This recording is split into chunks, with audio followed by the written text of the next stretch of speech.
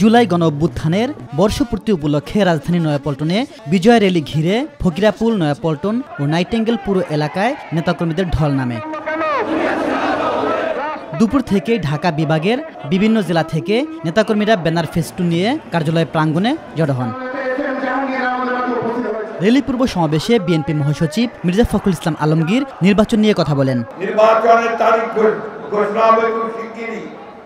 আমাদের নতুন জুলাই ঘোষণাপত্র হয়েছে। সংস্কার আমাদের চেয়ারম্যান তারেক রহমান সাহেবের যে দৃষ্টিভঙ্গি 31 দফা, 31 দফার বাস্তবায়িত হতে চলেছে সংস্কারের মধ্য দিয়ে। দলের স্থায়ী কমিটির সদস্য খন্দকার মোশাররফ হোসেন বলেন, নির্বাচন বিলম্বিত করার জন্য পতিত স্বৈরাচার ও গণতন্ত্র বিরোধী শক্তি নানা ষড়যন্ত্র করছে। অতি দ্রুত নির্বাচন কমিশন 3 তারিখ ঠিক করে শিডিউল ঘোষণা করুক।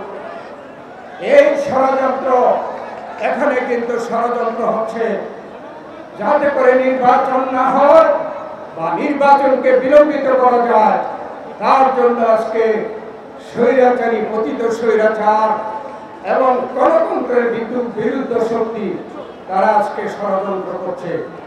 যে সফলতা উদযাপন করছে বিএনপি, এটি শুধু 36 দিনের নয়, এটা 17 বছরের আন্দোলনের ফসল বলেন দলটির স্থায়ী কমিটির সদস্য মির্জা আব্বাস। সফলতা একদিনের অর্জন নয়, এই সফলতা 36 দিনের অর্জন নয়, এই সফলতা সার্বিক 17 বছরের আন্দোলনের সফলতা। প্রিয় ভাইরা, 7 নভেম্বরের ঘোষণায় 7 নভেম্বরের যে বিপ্লব ডিমান্ড করে জিয়া রহমানের নাম, সেখানে সেটা আসে নাই। তারপর বাকশালের পেট থেকে যে গণতন্ত্রকে বের করে নিয়েছিলেন, সেখানে শহীদ রাষ্ট্রপতি জিয়া রহমানের নাম আসে নাই।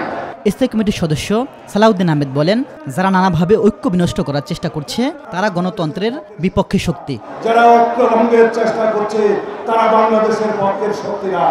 আমরা সকলেই বাংলাদেশের পক্ষের শক্তিকে সাথে নিয়ে, গণতন্ত্রের সকল পক্ষকে সাথে নিয়ে সংস্কারের সাথে আমরা এগিয়ে যাব। বিএনপির ভারপ্রাপ্ত চেয়ারম্যান তারেক রহমানের বক্তব্যের মধ্য দিয়ে র্যালিটি শুরু হয়ে নাইটেঙ্গেল মোড়, পুরানা পল্টন, প্রেস ক্লাব ও মৎস্য ভবন হয়ে শাহবাগে গিয়ে শেষ হয়। ইলিয়াস মাতবর, মাই টিভি, ঢাকা।